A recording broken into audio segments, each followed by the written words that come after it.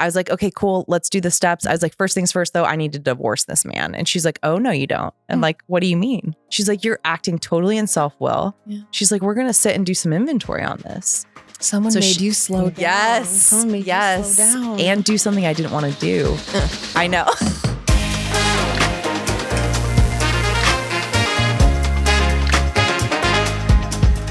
Welcome to Recovery Cast, where we share authentic stories from influential voices about the joys of life in mental health and addiction recovery and the journeys that led us here. I'm Brittany Baynard. Today, we're joined by the inspiring and resilient Kat Sorensen, CEO of Laguna Shores Treatment Center, founder of Chains to Change, and content creator known as SoCal Kat. With nearly a decade of sobriety, Kat brings a powerful message of healing and transformation. From her past as a high-performing tech sales executive and bodybuilder battling alcohol and prescription drug addiction to finding lasting recovery through the 12-step program. This conversation explores what it means to heal with compassion, structure, and integrity, and how community can light the path to lasting recovery. Here we go.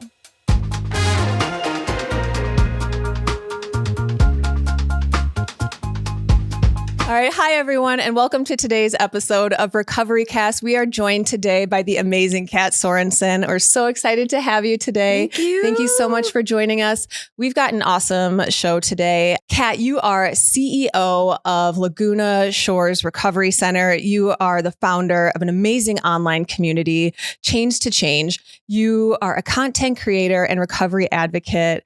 We are about to dive into an amazing story. But before we start that, I would love to hear what is one piece of recovery advice that has stuck with you that you'd like to share with people? Thank you again for having me. Yeah. I'm so excited to be here. Like I feel you guys have treated me like a queen. You and are queen. Okay, girl. I totally, I'm like, I just want to hang out with you guys. Yes, welcome to Madison. Thank you. Yeah. Thank you. So I remember feeling when I was getting into recovery, just the monumental task of never drinking or doing cocaine or partying on Molly again and like feeling like that's overwhelming. Mm-hmm. And the best advice I got was, hey, just take it 24 hours at a time. Like, how about you just don't drink and do cocaine and like Molly and Adderall and Xanax like today? I was like, okay, so like bite-sized pieces. Yeah. And, that's something I've applied to my whole life with success, with fitness, it's just like bite-sized pieces. Mm-hmm. And, life is really comprised of these like small incremental wins. I don't just wake up one day in Paris with, several, businesses and, a body that feels really fit. Queen. It's daily, consistent, Mm-hmm. small decisions. We stack daily wins, Yes. right? Yeah. Daily wins. I absolutely love that. Yeah. It's so important to check those daily wins, or else you can just get lost in like the long-term goals. Totally. Yeah. And mission of it all. Yeah. That's awesome. Yeah. That's so great. So looking back at your earlier days of addiction, what was that first experience like? And what were you feeling in those moments? And maybe what were you trying to, like, what feelings were you trying to make up for? Sure. So I think it's important to first just get out there that I grew up in a really good home, right? I had two parents. I come from a working middle class. My mom has her master's. She was a special ed teacher of a high school for like 35 years. My dad was a general contractor. I never wanted for anything. I have a brother that's 4 years older than me. We had no abuse. We had, no trauma. But for whatever reason, just as a little girl, I always felt super lonely. I always felt really not okay in my own skin. Mm-hmm. And I really struggled fitting in for a long time. I would, I grew up in Colorado and I would be outside all the time. I don't think I wore shoes until I was like 7 years old, for real. Now you're beautiful shoes. I know. I'm making up for that now. That, But my mom would legitimately have to call the babysitter to come brush my hair out. I'm a wild child, like out in the wild all the time, collecting snakes and digging holes. And like, I love to be out in nature. But, needless to say, as I continued to get older, the very first time I experienced like alcohol and feeling the effects of drinking, like I would always steal alcohol from my mom's like box wine, right? And it was like, oh, this is good. I remember the first weekend that I was able to actually experience like alcohol. My best friend's older brother, who I had a shameless crush on. Like, did you have one of those? He had a bowl cut. Yeah. Yeah. And then it was like every guy with a bowl cut was just like, you. I was like low key, like obsessed with her older brother, and he was having a keg party, and her parents were out of town, and he said we could come, but we like had to stay in her room. So it was like this highly anticipated weekend. Me and like 4 other girlfriends, or we're like 12. We can't wait to like just be a part of this scene. And I just remember like the night that he starts bringing in the alcohol in these like red Solo cups. It's like beer. And immediately I'm not drinking like my fellows, right? I'm like taking it down immediately, like gulping as fast as I can. And I just remember, the girls are like sipping it and they're like, oh, this is terrible. Yeah. And I'm just like, get it in me. Did you like it? I liked the effect. Yeah. Right. Okay. So as soon as I started to feel this, like, it was like this peace. It was like, oh my God, I've been waiting for this for like 10 years. Like I have needed this for like 10 years. And I started to really feel okay in my own skin. I definitely threw up that night and like, puked and rallied at my first drunk, right?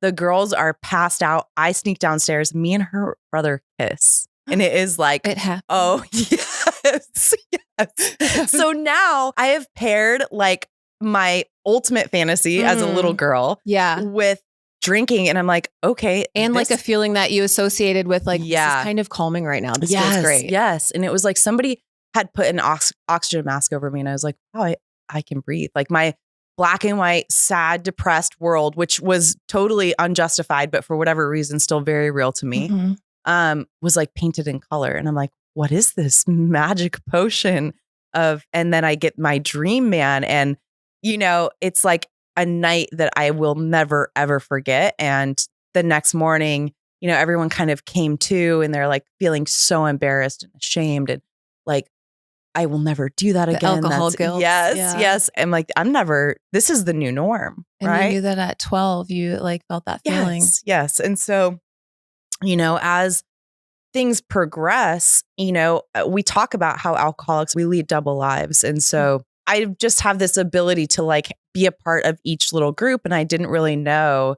I was also like a jock and I loved to be in the weight room, but I also loved to be with the stoners. And I was, a varsity athlete. Like we were not even allowed to be at parties where there was alcohol. Yeah. Right. And I am like the party girl, but I have to keep it under wraps. So you learned at a really young age how to manage alcohol with not only a social life, but like, you're not having a job in high school, but like an athlete, and then you have school. It's kind of like the equivalent to work as an adult. Totally. So you learned how to manage that and become high functioning at a really young age. Really just be a chameleon, right? To get what I need, which as I have learned more about alcoholism is pretty normal. Yeah. Although I didn't grow up in an alcoholic home, both of my parents, I believe alcoholism and depression runs on both sides. It was never really discussed. Yeah. I asked to see a therapist at like 14 and 15 because I was just like going off the rails.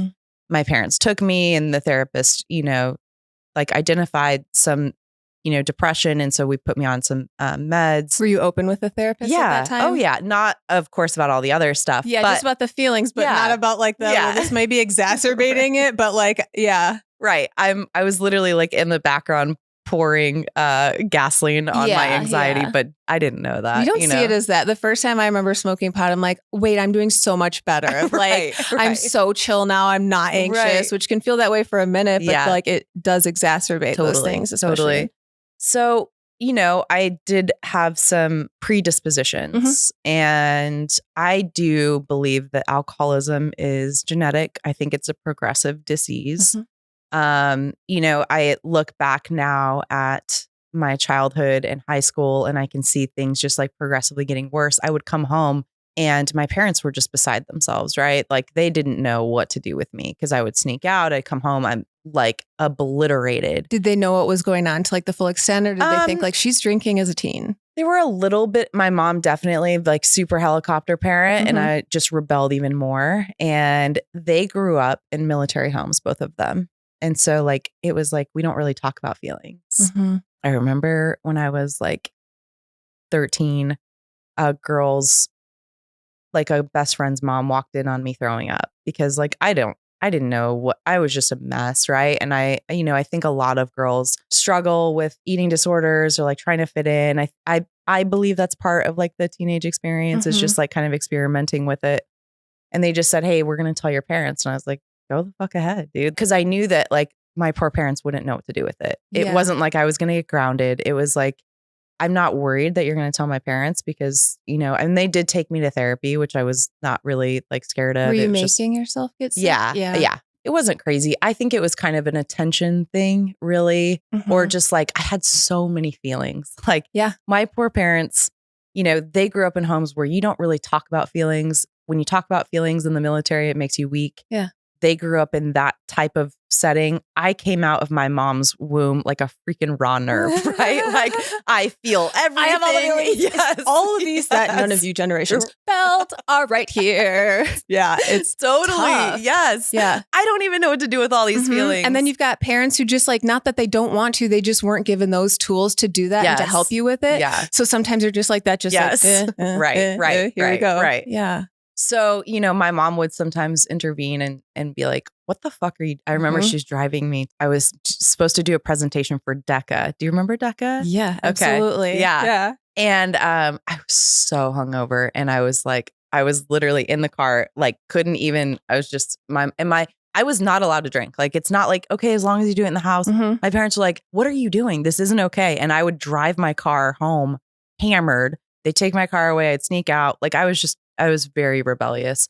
And my mom would just be like, what are you going to do when you graduate? Do you think that this is conducive to a successful career in college? And I was like, because I've always been super driven and ambitious. And I knew that I needed to make a change, but I didn't really know how. But that scared me because I was like, I don't ever want to have to be back. Like, what if I can't handle myself? And so I worked at a steakhouse and there was this waiter there. His name was Geronimo. And my gosh, he was so gorgeous. Birth name or given? No, we all had, I was Dallas. He was Geronimo.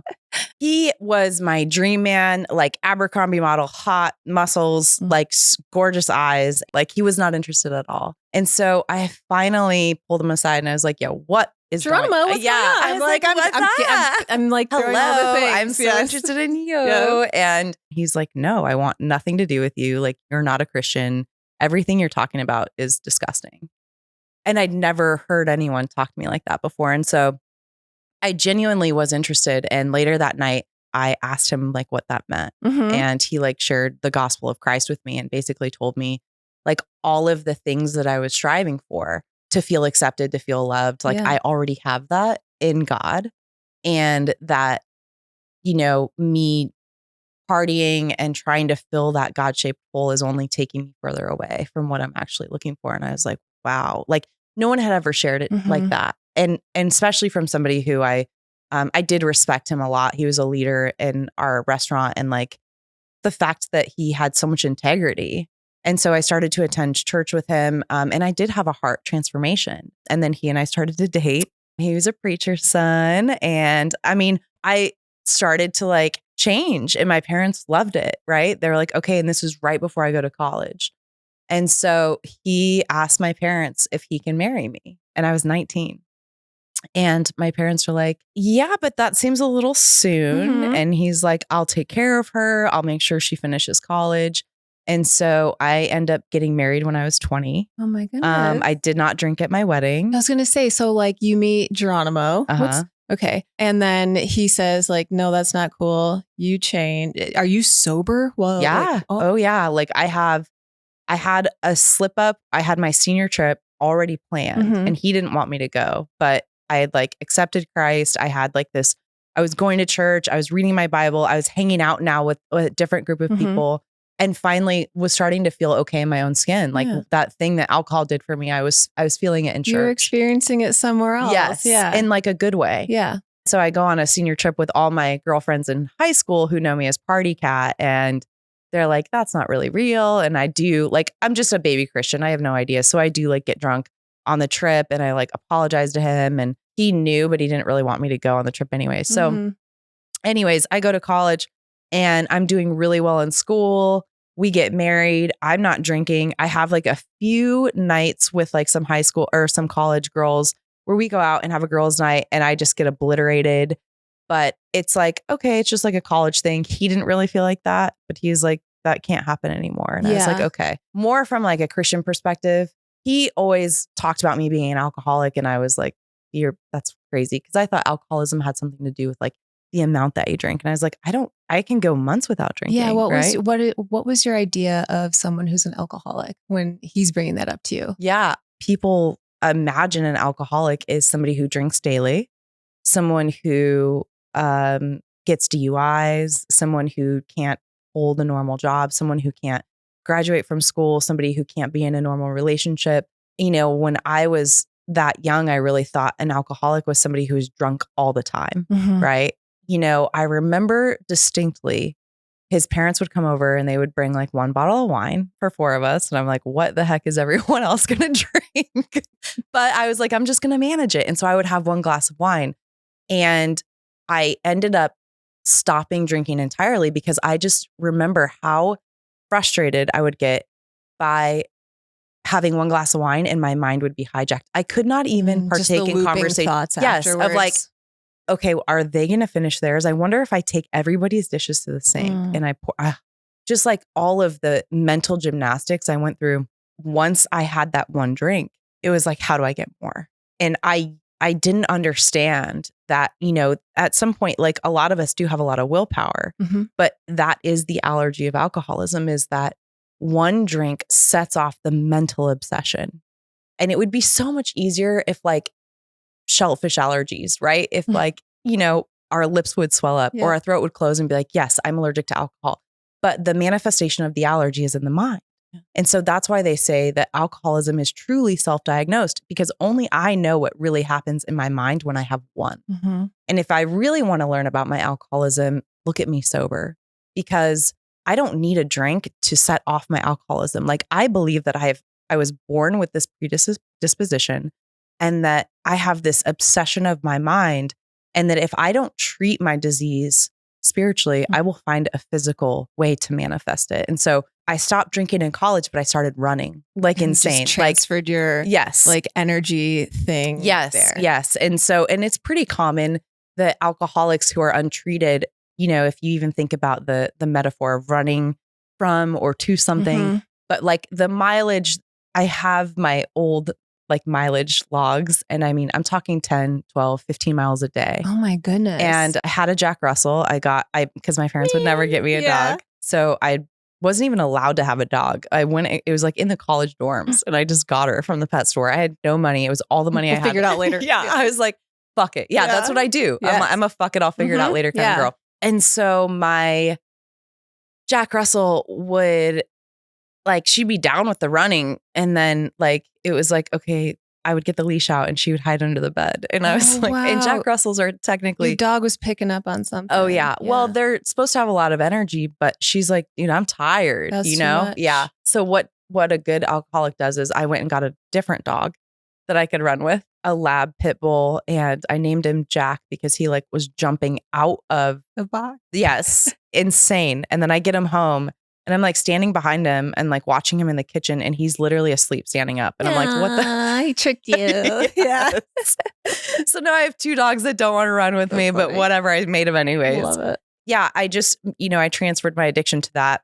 I didn't really understand, you know, the mental health aspect of all of this. And so there was a point where I almost was hospitalized in college because I didn't sleep for 5 days straight. Not drug or alcohol induced, but it is pretty normal when you have like severe anxiety that you struggle with insomnia. And to go that long without sleep can cause some like, I mean, it was really scary. And my husband at the time was under the belief that God could fix me, didn't really want me to be medicated. And I was like, hey, I'm going to die if I don't like do something. So I was able to get on like some light antidepressants, which helped me. Were you still seeing a therapist at this time? Or was Yeah, but I wasn't honest about my feelings. Just like trying to go and diagnose, like my dad didn't tell me I was pretty enough, like some bullshit, right? Yeah. I needed more hugs. Yeah.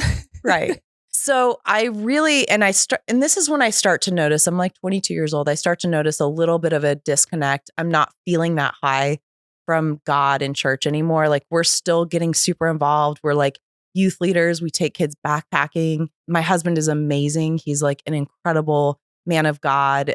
We both finished college. He graduated with like multiple degrees. We both put ourselves through college, worked very hard.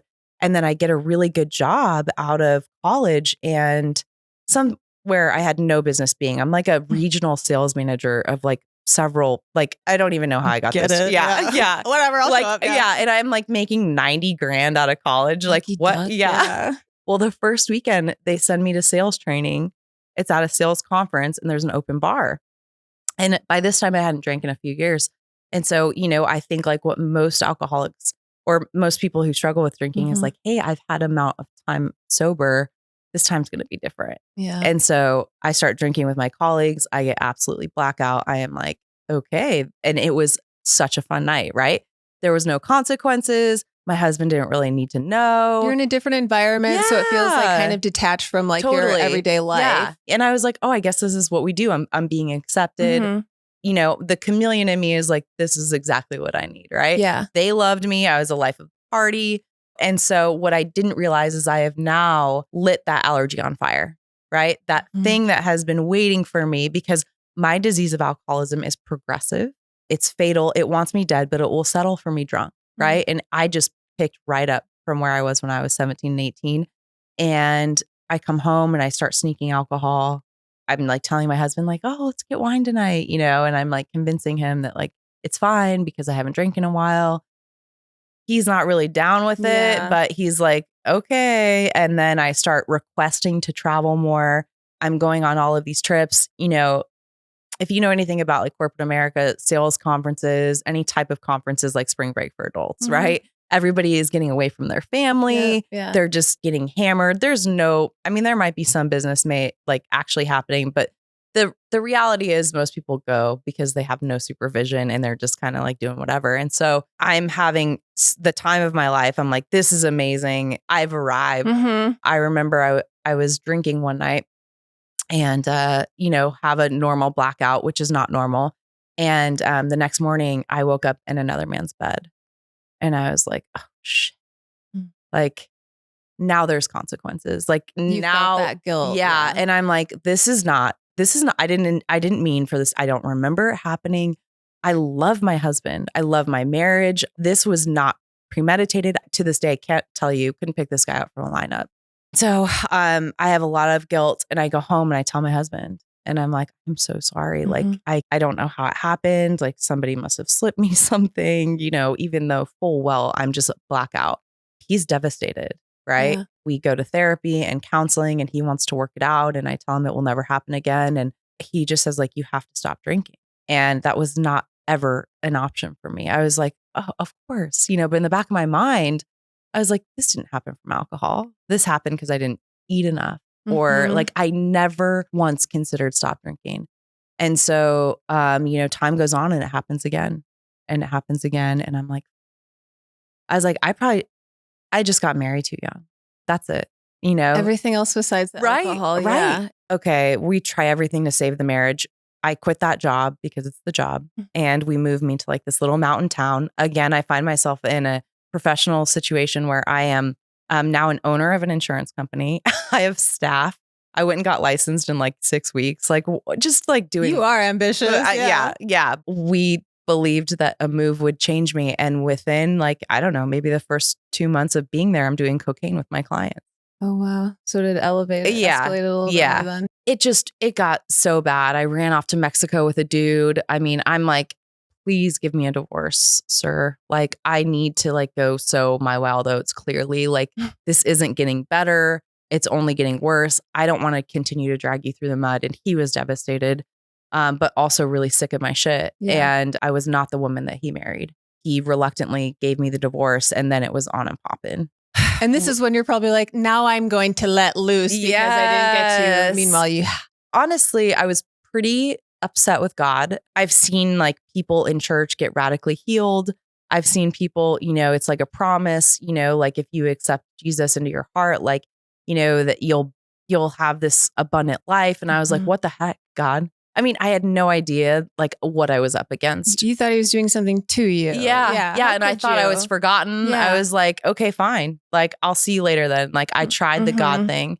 So now I'm going to go do all the deepest, darkest things, got into all the experimenting, lowering my standards faster than I could violate them. The things that I said I would never do, I was doing on a daily basis. Never used needles, never was like around heroin, but, was finding myself drunk and high throughout the day, every day. It became a very normal thing for me. Did people around you notice or say anything? Well, I surrounded myself with addicts. Yeah. And so I basically burnt the opportunity down with the insurance company. I went down to Denver. I started living with my brother. I got another job in corporate America working in software, and I actually did really well. I also started like bodybuilding because I needed to like get, I just have all of this energy. I'm also looking to like be okay in my own skin. And so that's pretty normal, is that we just look for like ways to like, okay, now am I good enough? Like, now am I good enough? And like, didn't love myself at all. And then I had an opportunity in Atlanta to go work for basically a cross between a software company and like bodybuilding. They sold supplements, but mostly to e-commerce clients. And so they were having me travel from LA to Vegas and Atlanta to LA. And like, I wasn't fired, but I was asked to leave after about a year of that. Why is and that? I met a drug dealer, and we hit it off because that's pretty normal for me. Yeah. And he sent me like a zip of Molly for my 30th birthday and like the crystals. And I was doing it every day while before working? work. Yeah. Oh yeah. Dang. And I was just such a fucking mess, dude. I can't believe that I never had a DUI. Like, I drove drunk, so intoxicated so many times. I would be on planes and I would have like, I would travel with Molly and I would put it in the sugar and the raw packet. So I would empty those and I'd just put all the crystals in there and I'd be passing it out on the plane, and like never once thought this is dangerous or this is kind of illegal or like I'm so out of my fucking mind. But it goes to like what you said earlier, like just like you have to notice like the small things in life to get to that journey. It's not some like, today I woke up and decided I wanted to do Coke and Molly all day and figure that out. It's something slow. It's like, it's a progression. Yeah, it's progressive. It'll get there. It'll make you do these things that you never considered or thought that I'll never do that. And then months later, you find yourself in a position because you have these looping thoughts on something because you don't have the tools to get past it. And it just keeps on pulling you in.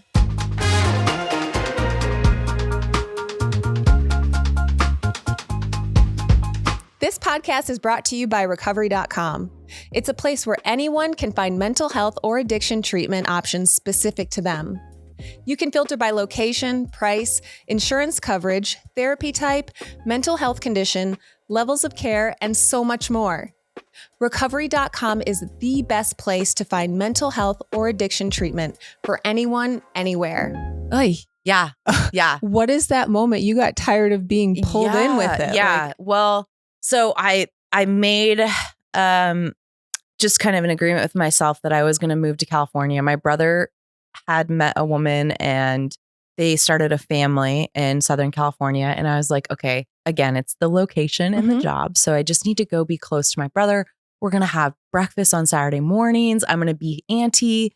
I'm going to get back into corporate America. Nobody's going to find me. I'm this little small beach town. And I wrote a letter to myself. I still have it. And I could have passed a lie detector test. I truly said, like, this is a fresh start. And I am unloading my pod. I made it the first night sober. I'm unloading my pod at my new apartment. These surfer boys walk by with red Solo cups and they're like, "Are you new?" I'm like, "Yeah." They're like, "Come over."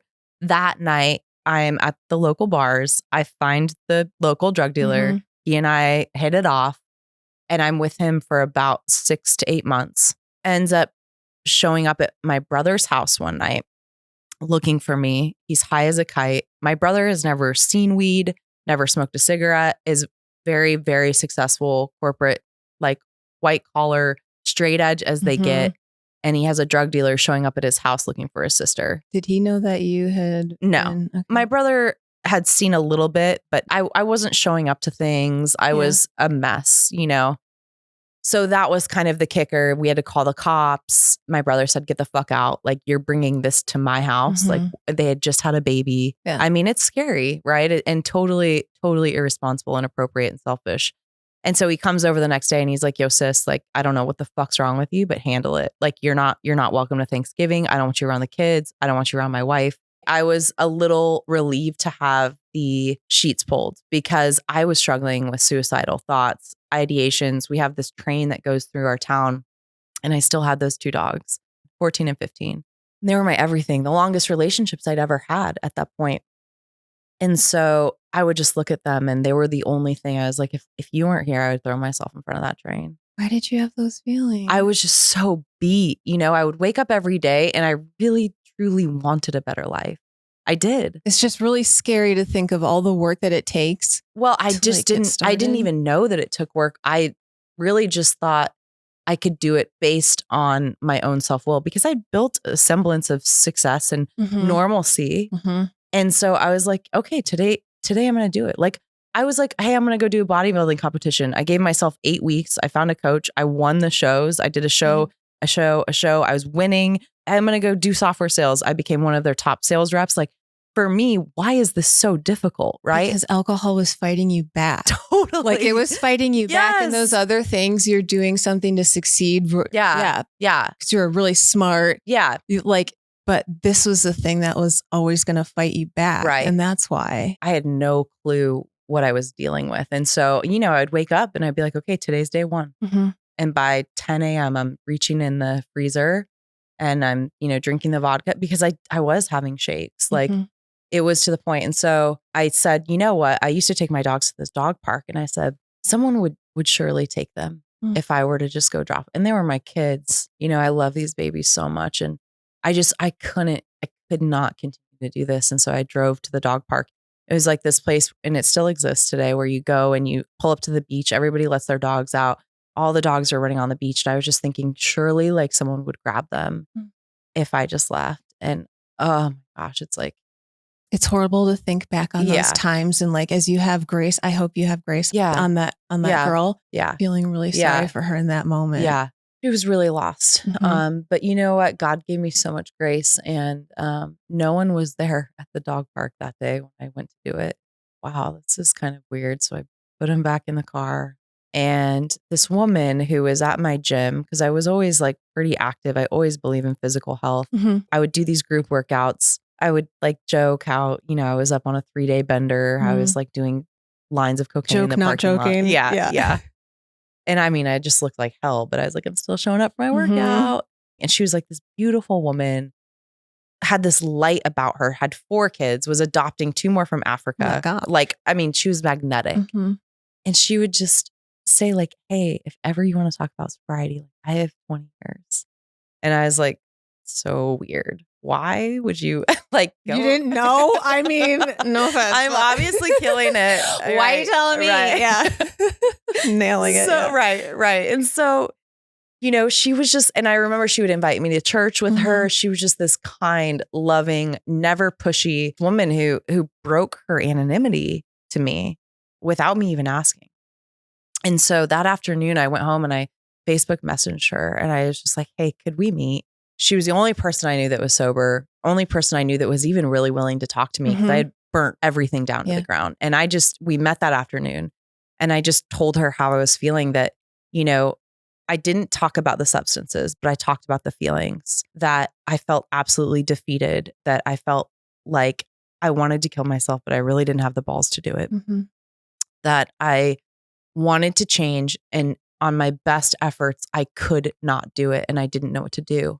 And she just listened to me. And then she said, I have really good news and I have some not so good news. And I was like, okay, what's the good news? She was like, I have felt exactly the way you felt.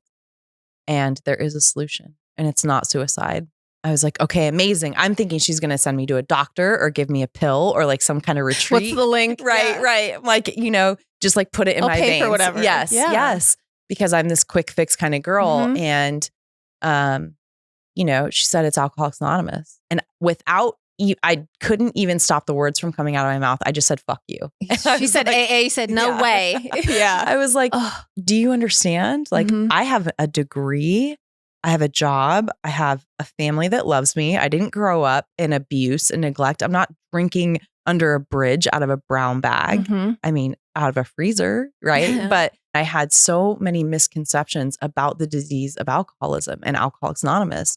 I said, I was like, I would go to an insane asylum. Like, is there a place that can just strap me down? Right. Yeah. I was like, I'll do that for a year. And she's like, she started to like slowly get up and she's like, okay, just know, like, if you keep doing what you're doing, you're going to keep getting what you're getting. And I was like, okay, stop. Yeah. I'll give it 30 days. Cause that was in September. I was like, that'll get me through to Thanksgiving. I'll appease my brother. You guys will teach me how to drink like a lady. Everything will be fine. Right? You'll teach me how to still be able to. Yeah. And this is how good God is, that I was literally in my apartment that I got before I even knew about getting sober. Anything is like a mile and a half from a Laguna club that has meetings all day long. Oh, nice. Just literally God put me right in the middle of the mecca of recovery. So she's like, okay, great. There's a 6:30 a.m. meeting every day. You're going to go there. I was like, no. That's when I do my workouts. She's like, no. Doesn't matter. Yeah. She's like, that's when you used to. She's like, you put your recovery here. Everything else goes underneath. She's like, anything you put above your recovery is gone. Right. I was like, why would you think you'd be able to devote when you want to something that was not, you couldn't choose when you wanted to do something else. Yeah. It had to be 10 times more into it, if not more, than how alcohol has affected your life. But, I was so desperate that I was willing. She could have said, walk across fire with your hands, and I would have done it. I was so desperate. Right. And I think that's, one of the things that when I talk to people who are asking, like, how do I quit? How do I quit? My first question is, are you willing to do anything? Are you at the place of desperation? Gift of desperation. I had tried everything to stop on my own. I had tried therapy. I had tried salt baths and equine therapy and like yoga retreats. And, I had a stack of self-help books and all of the things. And I am not saying that Alcoholics Anonymous is the only way to get sober. It's personally how I got sober. And so I started to attend meetings. And what was so beautiful is that they not only accepted me, but they remembered my name and they were excited when I came back. Oh, that's a good feeling. I was like, what? These guys are happy and sober and they like me. Yeah. And I started to feel a part of. And I hadn't felt that in a really long time. And even though like I looked at the steps and I was like, sitting in the back, I wasn't ready to identify as an alcoholic yet, but I felt, and I couldn't deny the way that I felt when I went to meetings. What was that feeling? Just like being a part of, it was the relief that I had got from a drink. That isolated feeling that caused you to drink, and that felt full. You got that from the community of people around you. Yeah. That you finally felt like, I don't feel so isolated because they're saying the same things that I'm feeling. We were all escaping this like empty thing that was there. Yeah. And so this woman would say, hey, have you got a sponsor? Are you working the steps? And I was like, oh no, like, I don't think I'm going to do that. Because I was feeling so good from the meetings. Just showing up. Yeah. Yeah. And, feeling a part of. Yep. And I remember getting like a week sober and I'm like, oh my gosh, this is amazing. Like, I got this. And then I would get like 2 weeks, and she had kind of really moved into service with her church and wasn't as involved in AA. And so she just kept recommending like, hey, you really should get a sponsor. The steps are meant to be worked with, someone else. And I was like, yeah, for sure. But that's like, who you are. Yeah. I was like, but you're probably like way sicker than I was. I like you though. Yeah. Well, in my mind, I just thought I'm going to do them by myself. Right. And so I'm like 60 days sober. I'm still going to my morning meeting. I'm starting to feel really good. Right. And that is pretty normal. Right. I didn't go to treatment. I think I stayed on her couch like the first 3 nights. You detoxed by yourself? Yeah. Yeah. What was that experience like? Just a lot of sweating and like normal, like she scared me so much because she was like, if you can't stay sober 1 week by doing this, you're probably going to have to go to rehab. And I was like, no, do it by myself. Right. Right. I was like, then everyone will know. And this is actually why in treatment, there's so many more men than women traditionally. Women are the last ones to ask for help. We will tough it out. We downplay everything a lot too. We take care of everyone else. Mm-hmm. My other concern was like, what is everyone going to think of me? Yep. Like, what is work going to think of me when I have to go to rehab? Will they accept me back in? What's my family? Because rehab is like a huge admission of I have a fucking problem, right? And nobody had really known. Sometimes it's easy when you have a DUI or you're in a court case or you go to jail for you to be like, okay, you have to hard launch that to people. You don't have a choice. Right. But like for me, rehab seemed kind of extreme and I was downplaying everything. And so, I had gotten about 60 days sober, not working the steps, not working a program, feeling pretty amazing. And this guy walks into my morning meeting and he's gorgeous. We talk after the meeting and we exchange numbers and we meet for breakfast after. I know. Cause I don't care. I believe that, that I'm going to get sober off of the meetings and the fellowship and that I'm doing pretty good for myself. So you're showing up, but you weren't working it. Yeah. So we go to breakfast the next morning and he puts his hand on mine and he's like, you're going to be my wife. And I was like, okay. He proposes 2 weeks later. Okay. And I'm telling, my Eskimo all about him. And she's like, okay, slow down. Yeah. She's like, you are not supposed to get in, like relationships should wait. You really need to do the steps. Mm-hmm. I can't be your sponsor, but you need to find someone like ASAP. And I was like, okay, like, sure. But in reality, I'm just this little rebellious, selfish little girl. And when I want something, I'll take it. And so he and I got married at the courthouse 1 week later. From that? Dang. I move him into my apartment. I have lived down the street from my brother for almost 10 years. I've seen him at my grocery store 2 times. The second time I ever seen him at the grocery store was the day after I married this man. And my brother is so excited. He's like, you're 90 days sober. He like sees me. He's like, how are things? Like, I'm so happy for you. Are things still going good? I was like, yeah, things are amazing. Ta-da! Yeah. And my husband walks around the corner, puts his arm around me. And my brother's like, who's this? And I'm like, he's like, I'm her husband. And my brother grabs my hand and he's like, shut up. I was like, he's like, do mom and dad know? And I was like, not yet. You want to tell? Yeah. Oh my gosh. How did he take that? He was pissed. Yeah? He sent me, he's like, what the fuck? Like, he was like, okay, he like walked away. And then I got this scathing text from him. Like, it looks like you don't want me in your life. Like, I really like, I don't understand. Yeah, I can see how that could be like a gut punch. Like, I thought you were working on yourself. Why are you doing this impulsive stuff that you used to do? And I didn't invite them to a wedding. Yeah. And I was like, there was no wedding. I'm just doing May. I know. I was like, don't worry. Everything's going to be amazing. So how'd that work? The promises, right? He and I are living our best lives and just going to AA meetings and doing like the AA, campus romance. And one night we get home and he's like, I think I could drink again. And this is like maybe a month after getting married. And I was like, okay. I was like, I can't. I was like, I know that I can't. And he's like, well, cocaine was really my problem. And I was like, okay. I don't know what else to say, but okay. And so it wasn't even like a week later, he's late to dinner because he got in a little fender bender because he stopped and had beers on his way home. And I'm like, what? And then not even a week after that, he lands in a pile of cocaine. God obviously did me a favor because this was not a marriage set up for success. And I moved him out. I was like, you got to go. Yeah. And I am devastated because this is the first time I'm on this side of addiction, right? I've always been on this side. And so I was like, don't you love me enough? Everything's supposed to be great now. We have fixed this. Right. But thank God that happened because I have smart feet, and I'm trained to go to meetings. I'm going to like 3 meetings a day, but I am an absolute wreck. I'm like, I have never experienced this level of betrayal. I've never been on this side before. And I'm sober dealing with it. And I have no coping skills. Feelings. Yes. Oh, yeah, because you're in AA, but at this point, were you working the steps? No. Thank God, though, that this happened. And thank goodness I didn't drink because I was going to, and I thought about it. And then I was like, there has to be I've worked so hard to get here. I do not want to go back through the detox phase. And like, my family will be so disappointed. They're already disappointed. I was humiliated. And so I finally reach out and ask for a sponsor. And this woman Yeah. I was like, okay, cool. Let's do the steps. I was like, first things first, though, I need to divorce this man. And she's like, oh, no, you don't. I'm like, what do you mean?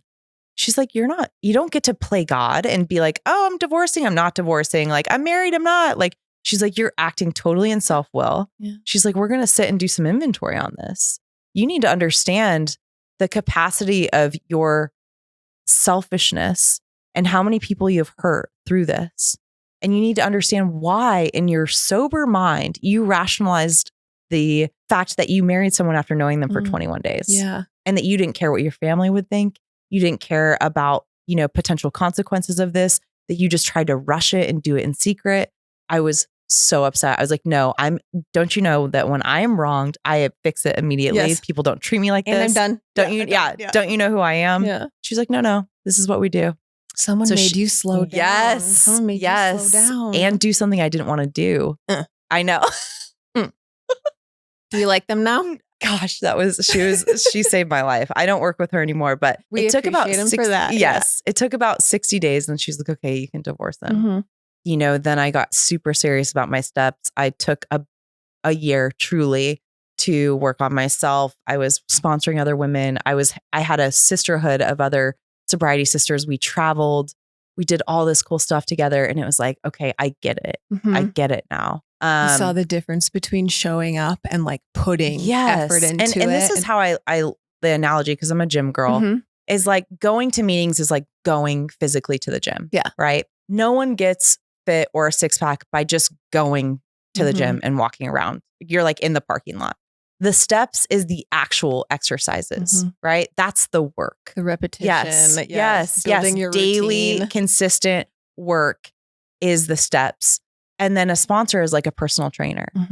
I have so many people that think that abstinence in meetings is the program. And it's like, no, guys, we go to meetings to share what we're doing in private. Yes. The work and the transformation that God is doing in our heart, we bring that hope in meetings and we share it with newcomers so that they know there's a solution and it's available to them. Yes. But if I think just going and walking around a gym and sitting in the gym parking lot or even having a pass to, 24-hour fitness is like me getting fit, I'm absolutely delusional, right? Yeah. It's part of the process, but the work and having a sponsor who then leads you to God, who then leads you to working with others, to having a relationship with yourself is what the beauty of the program is. Yes, it's the whole piece. Totally. Yeah, that's beautiful. Yeah. I'm like 2 years sober at this point. I actually have a different sponsor and, we have this amends process. Right. There's a list that I made during my amends process. The step 8 is just making the list. It's like, who did I harm? Am I willing to forgive them? Am I willing to make an amends to them? And there are people that are like, absolutely, let's make the amends. Yeah, maybe in some time. And then there's the fuck no, never. Not worried about it. Yeah. Never, ever will I do that because I can't face that person. Rather eat a car. Yes. Nope. Yes. Geronimo is on that list and he's the fuck no. I can't ever face him. And my sponsor says it's time. That's number one. Yeah. Yeah. And I'm like, no, please don't make me do this. And she's like, listen, honey, I know that you never want to treat a man the way that you treated that man. And she's like, what doesn't get repaired gets repeated. I was like, and what? Right? What else? Yeah. Yeah. I was like, this is crazy. Fine. Okay. I think I end up reaching out to him on LinkedIn because we had no other, by this time, so we divorced when I was like 25. I was out being, Miley Cyrus from like 25 to 31. Right. And then I was like 2 years sober. So it had been about 8 years since he had heard from me. I was like, okay, fine. Cause our job is we're supposed to make an effort. Yes. Right. And I was like, all right, cool. Here, I'm just going to casually throw this message out. I probably won't hear from him. I hear from him immediately. Dang it, like, LinkedIn too? Yes. And so he gives me his phone number. I call my sponsor. I'm freaking out. I'm like, what do I do? She's like, you call him. I'm like, and then what? She said, you asked to meet with him face to face. And I'm like, and then what? She's like, and then if he wants to meet you face to face on his time in his location, you do it. No power moves even. Right. Not like, okay, you want to meet my house this time. Yeah. I was like, this is terrible. I hate you. I hate this process. And she's like, hey, honey, remember how you said that you were willing to go to any lengths for victory over alcohol? I was like, yeah. So I call him and I'm like, hey, it's Catherine. That's what he knows me as. He's like, hi, good to hear from you. I was like, amazing. Just wondering if you'd be willing to meet with me. I'm sorry, I'm cleaning up some wreckage of my past and I would meet you wherever, no pressure, hoping that he's going to be like, nope, I'm good. And he's like, let me talk to my wife. I'll call you back. Good answer. Yeah.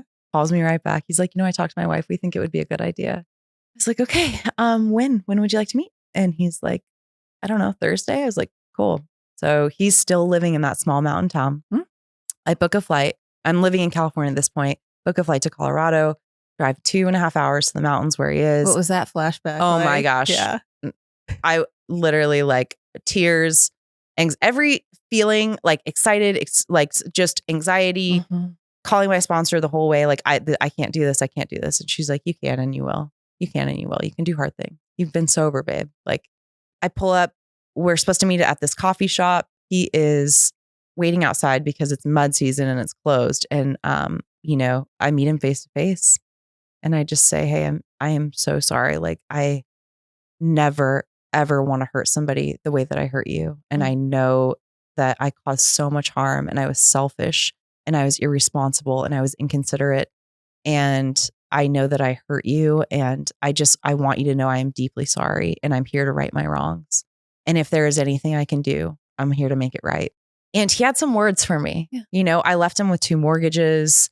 Like, we had built a life and I just left. And so he told me how he felt, rightfully so. That was his opportunity to really he had 8 years to tell me, that I was a piece of shit, because I was. But he closed in saying that my wife and I have been praying for your sobriety. And that's the biggest gift that you can give us. That's huge. Yeah. That's huge. Yeah.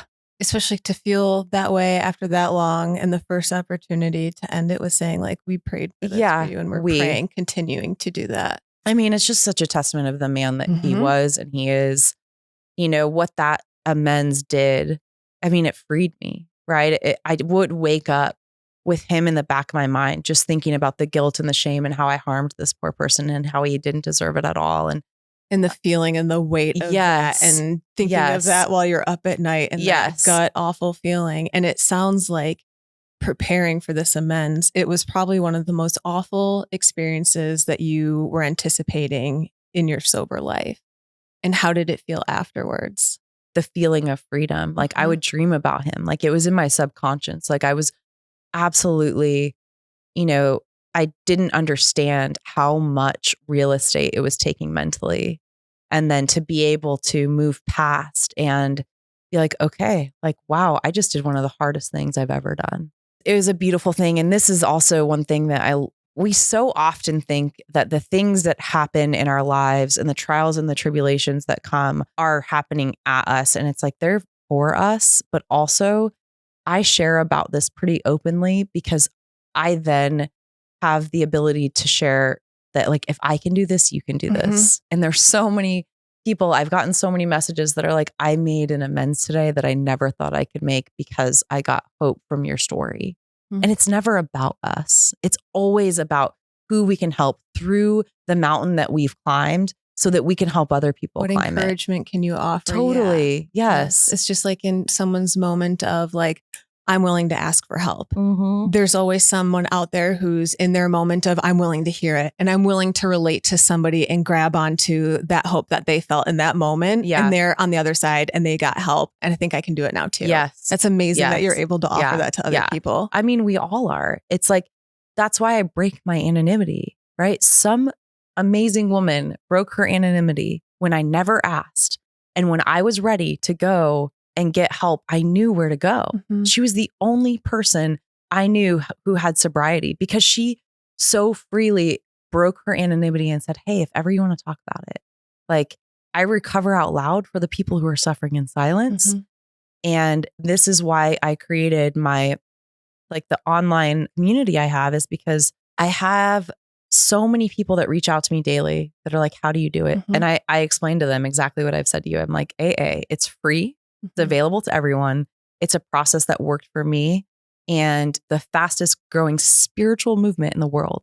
That's my experience. It doesn't mean that it has to be for everyone, but that is what has worked for me. It's a tool there for people. Yes. Yeah. And so many people have the same response I have. Fuck no, never, right? That's going to out me. My family can't know. So many people reach and come in my DMs backdoor. They're like, I want to like all of your reels. I relate so much, but I'm so afraid my family's going to see. Okay. But and then what? And then your family sees and then I know, what? It's always like that. What's that next thing? What are you afraid of them seeing? I'm afraid of them seeing that I might be struggling with something. And then it's this vulnerable version of myself that my family's never seen. Are they going to think differently of me? Right. Are they going to think I'm weak? Are they going to think I have this problem? It is a problem, but like I'm sitting here isolated, so scared that I can't even smash a heart on social media, which is a small thing of like help. Yeah, I know. It's an isolating disease. Well, it totally. And so like I was shocked at all these people that literally, I mean, this morning I woke up to like 3 DMs saying, hey, I love all your stuff. Can you please can you help me? I'm not really interested in sober coaching. Mm-hmm. I don't really have time for that. But here's the thing. I was in November of last year, I was bombarded with messages like this. And then I suggested AA and they're like, I'm not doing that. And I'm like, okay, cool. Here's what else. I believe proximity is power. Mm-hmm. So find someone in your life that's sober, ask them to mentor you. And they would say, you're the only person I know that's sober. Wow. I was like, God, there has to be like some place that all these people can go to ask their questions, who need like 24-hour support, because they're all around the world. Like freaking Uganda, Canada, Antarctica, Australia. Like this disease does not discriminate, right? Not at all. And so God gently said to me on multiple occasions, if not you, then who? I'm like, come on, please don't make me do this. The last thing I need is another project, Lord. And he just said, if not you, then who? So I, got this woman who is a very dear friend of mine and also highly successful technical woman. And I said, hey, I have this idea for this community. She said, oh my gosh, this is great. It's called the Circle app. It's made for communities. Mm-hmm. I was like, okay, cool. Let's just put it together. She helped me with all the structure. And I was like, I guess I'm doing this weird thing that's free. And I don't even want to do this, but I'm being obedient. And I really do. I'm all about helping people, offering support. 11/21/24 was like when I like launched it. And like 10 people were there. I wanted it for holidays. I wanted people to go somewhere where they could like, and I don't care if you have an alias. Time, yeah, totally. And I checked this morning and I think there's 597 members. That's awesome. I know. That's amazing. I know. That's super cool. And it's like, it's less than 6 months old. I don't care about any of the numbers, doesn't matter. To me, it's about impact. Mm-hmm. And these people are logging in. It's anonymous. Nobody can see. They say what they're going to do daily. And we all post like, it's almost like a sober Instagram or sober TikTok. You can scroll through the feed, but also you participate. And I'm a huge, stacking daily wins. I also created this sober journal where I send it to all my members and free. I don't really give a shit. Right. But we're balling other places, you guys. Yeah. But it's like, how many days do you have sober? What's your mood? What's the date? And then what am I doing to stay sober today? What am I grateful for? Who am I helping? What's my physical goal? What's my spiritual goal and my mental goal? Because I believe, check-in questions. Right. Yeah. And then at night we review it and we're like, how did we do today? Mm-hmm. What am I grateful for? And how can I do tomorrow better? I like that review because not only are you like trying to set yourself up with these intentions, but you have a community you can follow up on, like accountability. Yeah. And that's the thing is like, we post 2 times a day. So morning. And I believe I'm so big on daily routine, like how your morning goes is how your day will flow. Mm-hmm. But I believe your morning routine starts the night before. So doing that evaluation, already setting up your next day, being intentional, right? The most sobriety any of us have is 24 hours at a time. What are we doing with it? Right. Mm-hmm. And this is not about staying sober and abstinent. It's about living life to the fullest, which I believe can only be experienced when we're helping others. Mm-hmm. This community is full of people that are newly sober, that have sober questions. I post all the podcasts. I post resources in there. We have all these like little chat threads, like Gym Rats is my favorite, obviously. And so these are people who would never post gym selfies on Instagram or Facebook, but love being like, look what I did today. I love that. I A place to know. like, I think people should, if you're proud of something, I want everybody to be like, I'm really proud of this thing that I did, and to have a community that's also proud of them. Absolutely. Gas each other up. Yes, that is, and it's all about inspiration, impact, positivity. God is totally protecting it because I have not had to kick anyone out. It's been just a group of people that are on fire. And I get these messages that are like, I've made it 7 days, Kat. And like, I love that I've been able to like reach out to somebody that just posted, I need a prayer request, or it's my first night sober. What do I do? The whole thing lights up, right? It's like one of the guys has almost exactly 6 months sober. Like, I'm tearing up because it's so cool to be used in this way. I opened the program 11/21, and there are people that have exactly that many days sober. That's their sobriety date. Right. That's beautiful. Right. And that's not of me, right? That's because I was clear enough and have a connection to God, and he said, build this, right? Other people need this. Yes. Just like you did. Yeah. So now I'm like formalizing the app because it's like starting to be something, right? I'm building a website. Even if you Google Chains to Change right now, it doesn't even take me. Like, I have this weird Kajabi website. Like, it's like, I was like, I didn't even know this was going to work or be something. It's a beautiful website. Right. I found it looks great. Thank you. But outside of that, I have, we have 2 treatment facilities that are substance abuse. And then we opened our first mental health facility. That's awesome. In November. Shout out Laguna Shores. Yeah. Let's go Laguna Shores. I have the most incredible team. I have a group of admissions guys, business partners. They're savages. Like, they were at facilities before they came over to us, and those facilities have been gravely impacted by their absence because they're such savages. Like, they have relationships with outpatient programs. They travel all over. They work so hard. And because of that, I really get to focus on things I love.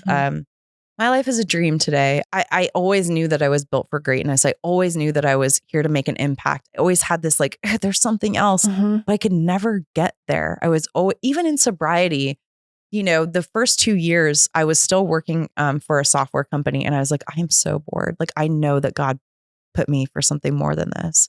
So I just quit my job and I went on this like quest, meeting other people who had matched their purpose with their passion, with their profit. Yeah. I said, how do I do it? And they just said, like, keep helping people and doing what you love, and it will reveal itself.